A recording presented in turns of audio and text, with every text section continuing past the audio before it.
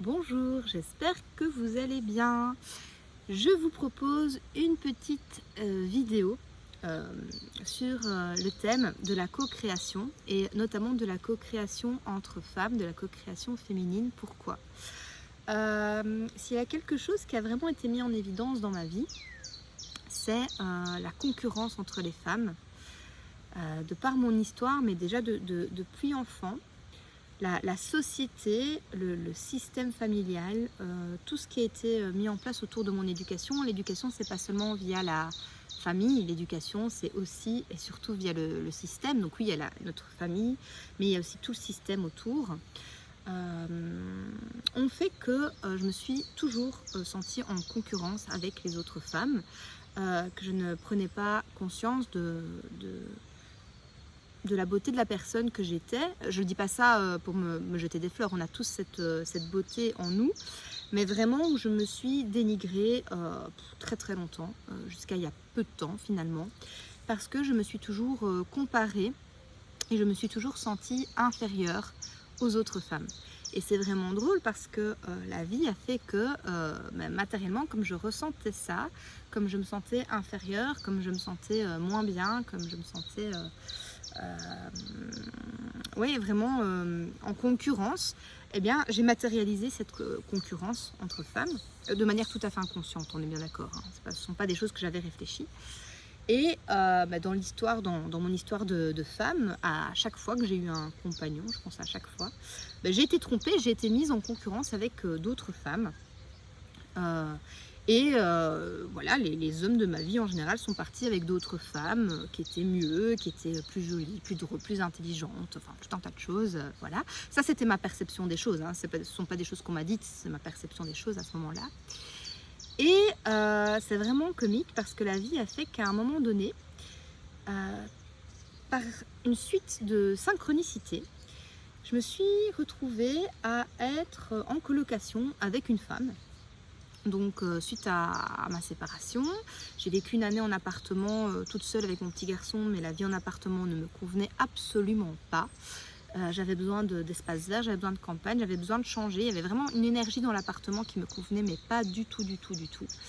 Et je me suis mise à rechercher des informations, mais suite à une guidance que j'avais reçue justement de mon amie Cindy, sur la colocation. Alors ça, c'était vraiment pas quelque chose qui m'avait traversé l'esprit avant. J'avais pas spécialement envie de vivre avec quelqu'un d'autre. Moi, je suis indépendante, j'aime bien avoir mon espace. J'aime pas spécialement vivre en groupe, vraiment. Donc voilà, je me suis renseignée, mais en me disant que ça serait pas pour moi et que c'était pas quelque chose qui me conviendrait. Et puis bêtement, en posant une question sur un groupe, pour juste me renseigner, je tombe sur une femme qui me répond. On me dit « Ah, mais je cherche justement exactement la même chose que vous, quoi. » J'avais justement, moi j'avais juste mis un petit mot pour avoir des retours d'expérience, pour dire voilà, moi voici ce que j'attendrais d'une colocation et voilà ce qui me ferait peur, parce qu'il y avait plein de peurs autour de ça. Je me dis non mais je ne vivrai jamais en colocation, c'est pas possible. Et en fait, je ne sais pas ce qui s'est passé, parce que vraiment, concrètement, ça ne s'explique pas. Mais on a très vite noué un contact, ça s'est fait très facilement. La maison qu'occupe cette femme était vraiment bien située. Et très vite, elle m'a dit, viens la visiter, tu verras bien si ça te convient. Moi, j'ai 2 petites filles en garde alternée aussi. Voilà, on va voir, quoi. Et donc, je me déplace jusqu'à chez elle, avec mon petit garçon qui est venu me rejoindre d'ailleurs ensuite. Et il s'est passé quelque chose de... Les choses se sont fait vraiment simplement. Il y a ces 2 petites filles qui sont juste 2 petites filles tout à fait magiques, qui étaient d'une bienveillance, d'un accueil, où j'ai senti qu'en fait elles étaient contentes de recevoir quelqu'un voilà, dans la maison. Et donc on s'est dit tiens, pourquoi pas, ça a l'air sympa. Et tout en sachant que c'était provisoire, hein, c'était vraiment provisoire, d'autant que moi je trouve quelque chose de plus adapté à ma situation. Voilà, je ne trouvais pas de maison à occuper pleinement, donc ça s'est fait comme ça, sous forme de dépannage. Et alors mon petit garçon, quand il a rencontré ces 2 petites filles, j'ai vraiment vu le contact, un contact très fort se passer entre eux. Et donc les choses se sont fait simplement. J'ai emménagé dans cette maison. ça va faire 2 ans maintenant. Ouais, ça va bientôt faire 2 ans que j'y suis. Et bien sûr, la colocation, c'est pas évident parce que c'est changer ses repères, c'est faire des compromis, des concessions. Voilà, il faut s'adapter à une vie en communauté. On ne peut pas faire tout ce qu'on veut comme on veut parce que, quoique, j'ai envie de dire qu'ici, ça se fait assez simplement. On a un contexte où les choses se passent vraiment assez facilement, je dois dire. Voilà, il y a des petites mises au point qui sont parfois, mais j'ai envie de dire rien de bien compliqué. Et en fait, ça m'a mis sur un chemin de co-création parce que je me suis rendu compte, j'avais déjà vécu en couple un petit peu, ouais, jamais très longtemps d'ailleurs, en couple avec un homme au sein d'une maison, ça n'a jamais duré très longtemps. Mais par contre, vivre avec une femme, ça j'avais jamais fait quoi, vraiment. Et les choses se sont mises comme dans une tribu de femmes. Je trouve l'expérience vraiment enrichissante parce que ça simplifie la vie, quoi. Il y a une espèce de cohésion qui se forme, il y a une aide qui se met en place, les choses se font simplement parce qu'on a notre intuition féminine et que donc on fonctionne quand même avec notre intuition féminine. Prendre des exemples tout bêtes, je dois pas dire, on ne doit pas se dire vide le lave-vaisselle, où on sait que chacune va le faire au moment où c'est ok pour elle. Il y a beaucoup de souplesse et en même temps on sait que les choses vont être faites au moment où elles devront être faites. Et il y a une entraide qui s'installe parce que quand on éduque des enfants, même en garde alternée, je n'éduque pas mon enfant toute seule, mais c'est en garde alternée, donc quand il est chez moi, il est pleinement chez moi et je dois gérer alors que je suis quelqu'un quand même de nature indépendante, j'ai plein de hobbies, j'ai plusieurs boulots, je fais plein de choses, donc mon rôle de maman, c'est pas toujours quelque chose qui est inné en fait, c'est pas si facile que ça, parce que ça me demande une pleine présence, et moi la pleine présence, ça a été vraiment un gros travail à faire. Et en fait, ça m'a aidé, ça m'a redonné de l'énergie de vivre comme ça avec d'autres femmes, en plus avec ces 2 petites filles qui sont merveilleuses et qui vraiment m'aident à m'épanouir en tant que femme parce qu'elles sont là, elles sont présentes et de par leur présence et de par leur énergie, il y a toute une atmosphère qui s'installe qui est juste merveilleuse. Et mon petit garçon trouve aussi un équilibre comme ça quand il est chez moi parce que finalement il n'est pas tout seul avec sa maman, il y a toute une dynamique qui s'installe qui ressemble un peu à une dynamique familiale sans être pourtant une famille en tant que telle. Et donc ça m'a vraiment poussée à comprendre un peu le fonctionnement des femmes entre elles, tout cet aspect co-création parce qu'en fait nous on co-crée tous les jours tout en étant tout à fait indépendante, mais le fait qu'il y ait 2 énergies de femmes complètement différentes au sein d'une même maison, associées au maître des lieux, à l'environnement, fait que malgré tout il y a une évolution intrinsèque qui se passe et qui est incroyable. J'ai pu faire des introspections grandioses et puis surtout je vis dans un lieu qui n'est pas mon lieu définitif, c'est un lieu de passage évidemment, mais qui est fabuleux. Vous entendez, j'ai les oiseaux, j'ai vraiment trouvé une sécurité dans cette maison, un bien-être dans cette maison que j'avais encore jamais vécu jusque-là, très sincèrement.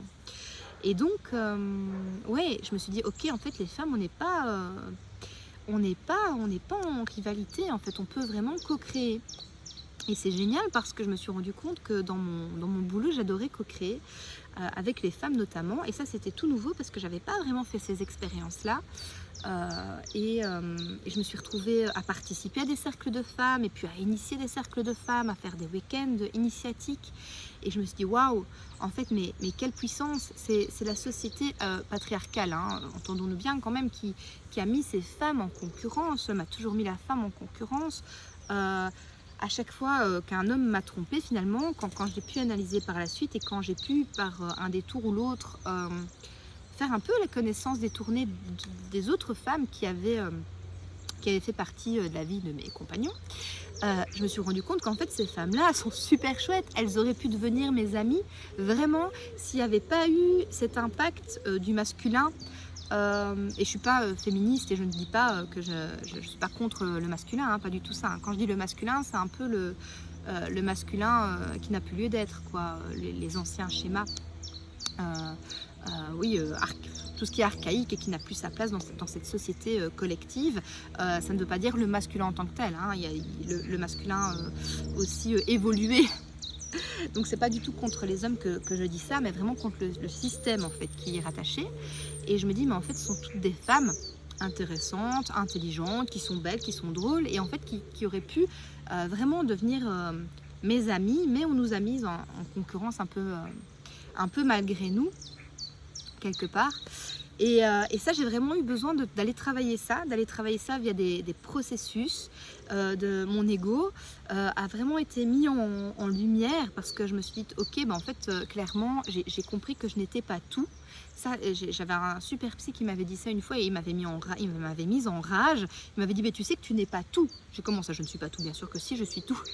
Alors oui, je suis tout pour moi, mais je ne suis pas forcément tout pour une autre personne, quelle qu'elle soit en fait, hein. Ni pour mes parents, ni pour mon mari, ni pour mes enfants. Je ne suis pas tout. Non, chacun a son univers qui lui est propre.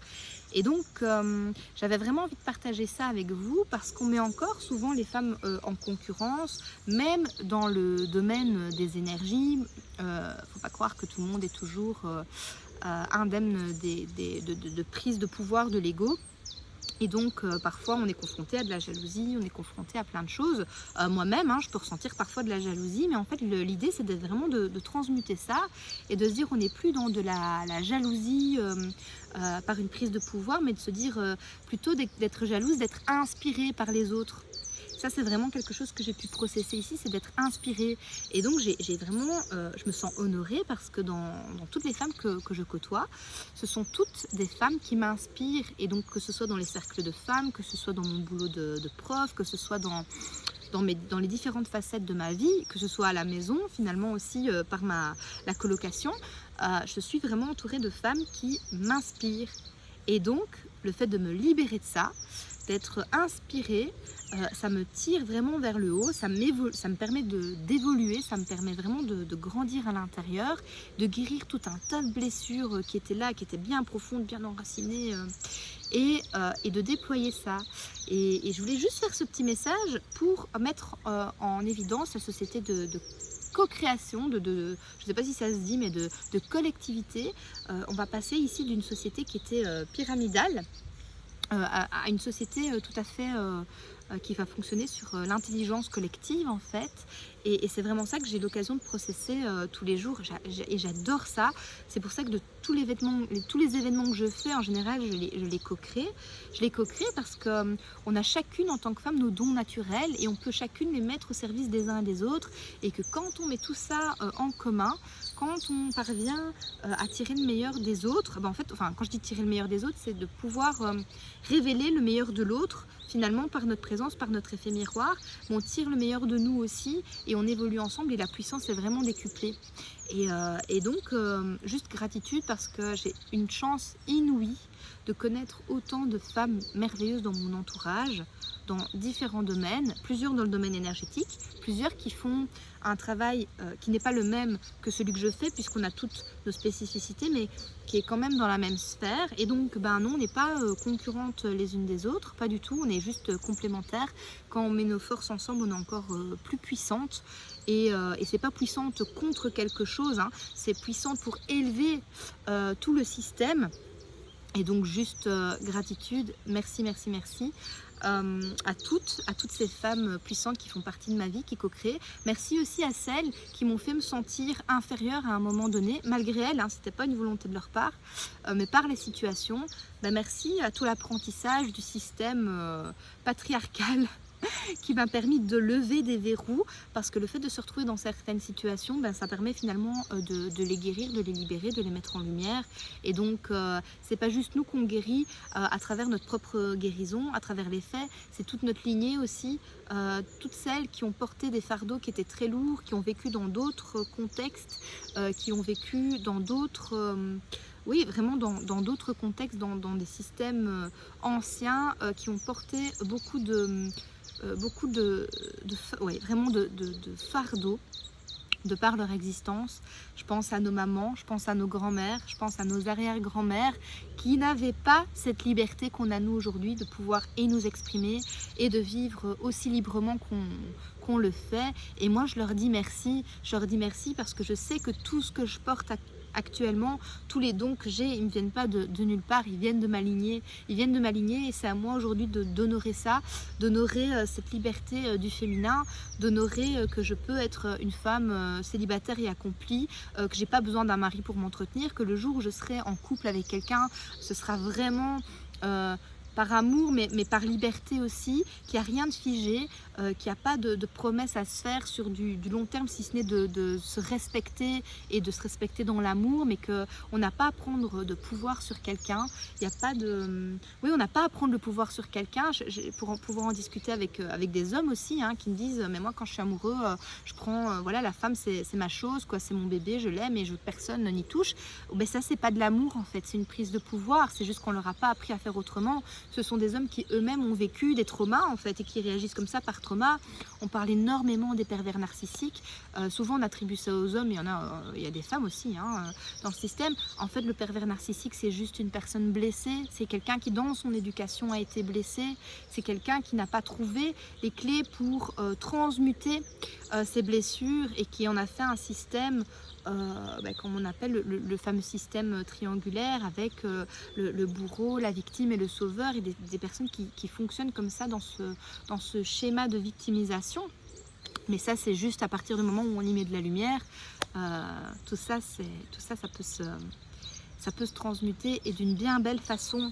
Donc le petit message que j'ai pour nous tous aujourd'hui, c'est soyons ensemble et évoluons ensemble et mettons nos dons naturels au service des uns et des autres pour notre plus grand bien et pour celui de tous. Voilà mon petit message pour aujourd'hui, je vous embrasse et je vous dis à bientôt.